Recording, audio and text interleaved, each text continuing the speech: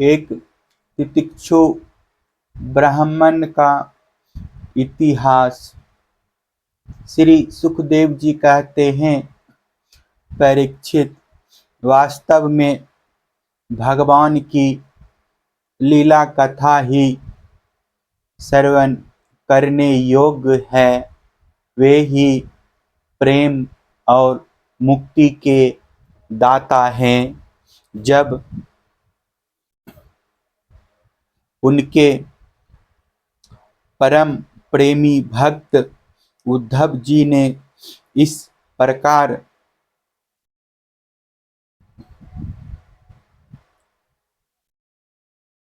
प्रार्थना की, तब यदुवंश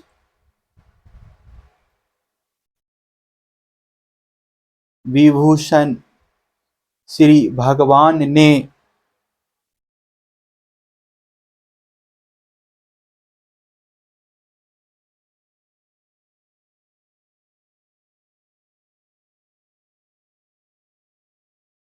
उनके प्रश्न की प्रशंसा करके उनसे यह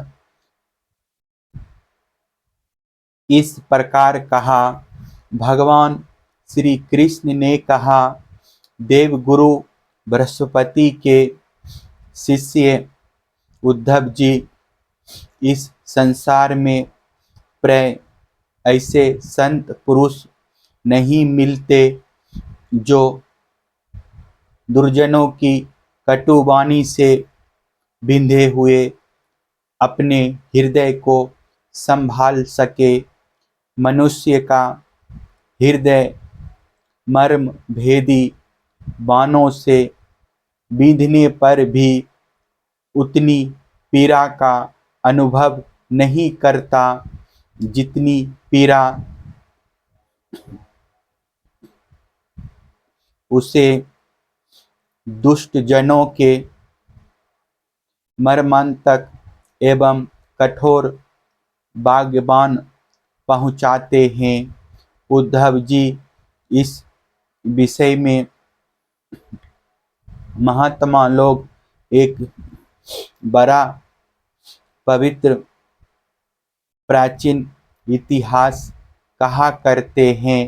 मैं वही तुम्हें सुनाऊंगा, तुम मन लगाकर उसे सुनो। एक भिक्षु को दुष्टों ने बहुत सताया था। उस समय भी उसने अपना धैर्य ना छोड़ा और उसे अपने पूर्व जन्म के कर्मों का फल समझकर कुछ अपने मानसिक उद्गार प्रकट किए थे। उन्हीं का इस इतिहास में वर्णन है। प्राचीन समय की बात है। उज्जैन में एक ब्राह्मण रहता था। उसने खेती व्यापार आदि करके बहुत सी धन संपत्ति इकट्ठी कर ली थी। वह बहुत ही कृपण, कामी और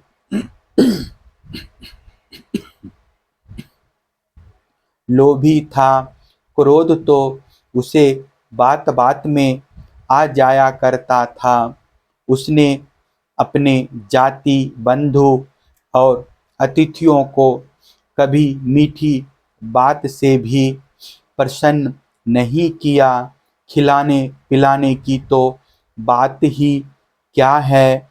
वह धर्म कर्म से रीते घर में रहता और स्वयं भी अपनी धन संपत्ति के द्वारा समय पर अपने शरीर को भी सुखी नहीं करता था।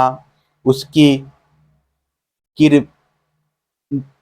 कृपणता और बुरे स्वभाव के कारण उसके बेटे बेटी, भाई बंधु, नौकर चाकर और पत्नी आदि सभी दुखी रहते।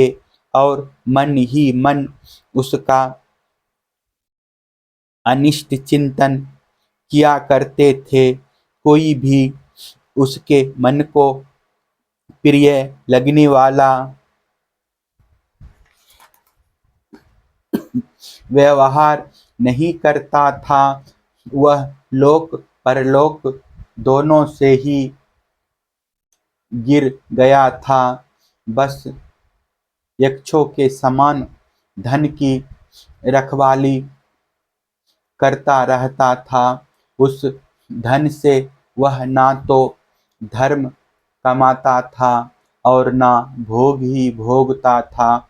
बहुत दिनों तक इस प्रकार जीवन बिताने से उस पर पंचमहायज्ञ के भागी देवता बिगड़ उठे। उदार उद्धव जी पंचम महायज्ञ के भागियों के तिरस्कार से उसके पूर्व पुण्य का सहारा, जिसके बल से अब तक धन टिका हुआ था, जाता रहा और जिसे उसने बड़े उद्योग और परिश्रम से इकट्ठा किया था, वह धन उसकी आंखों के सामने ही नष्ट भ्रष्ट हो गया।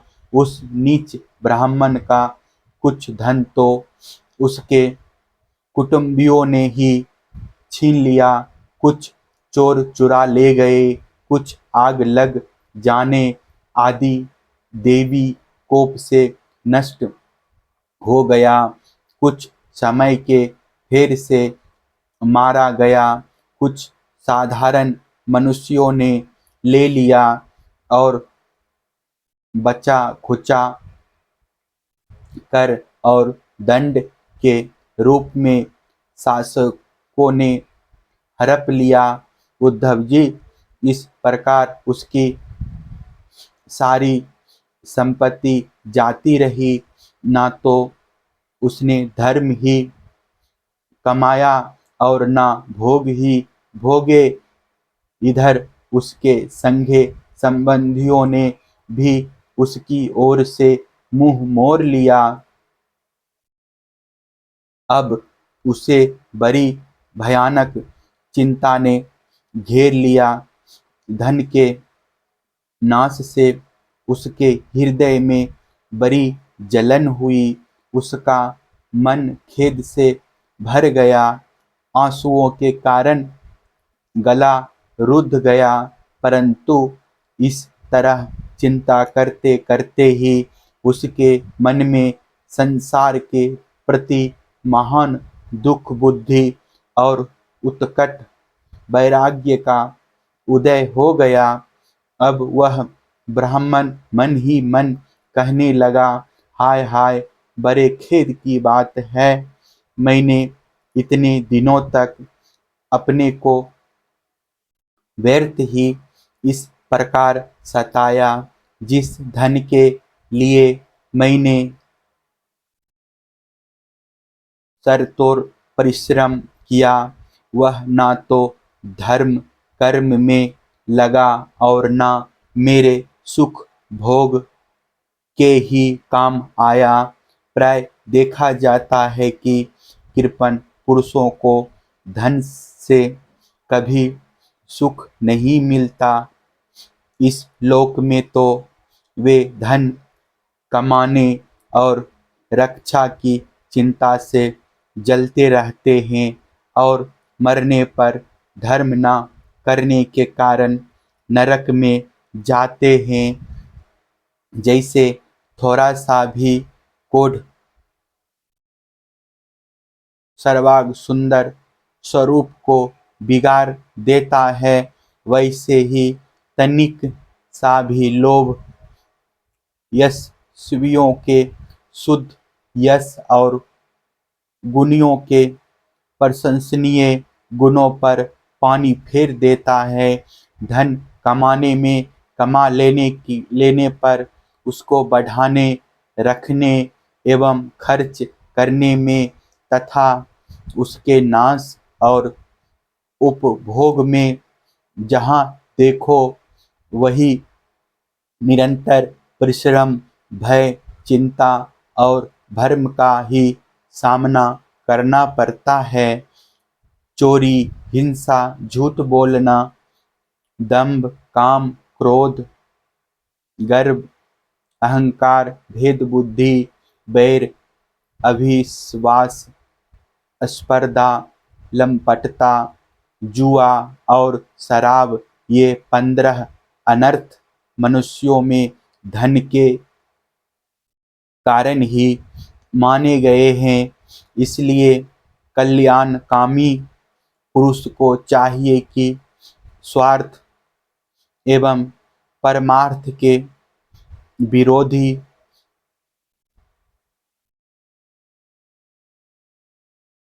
अर्थनामधारी अनर्थ को दूर से ही छोड़ दे। भाई, बंधु, स्त्री, पुत्र, माता, पिता, संगे संबंधी जो स्नेह बंधन से बंधकर बिल्कुल एक हुए रहते हैं, सब के सब कौरी के कारण इतने फट जाते हैं कि तुरंत एक दूसरे के शत्रु बन जाते हैं। ये लोग थोड़े से धन के लिए भी क्षुब्ध और क्रुद्ध हो जाते हैं। बात ही बात में सौहार्द संबंध छोड़ देते हैं, लाग डांट रखने लगते हैं और एकाएक प्राण लेने देने पर उतारू हो जाते हैं। यहाँ तक कि एक दूसरे का सर्वनाश कर डालते हैं।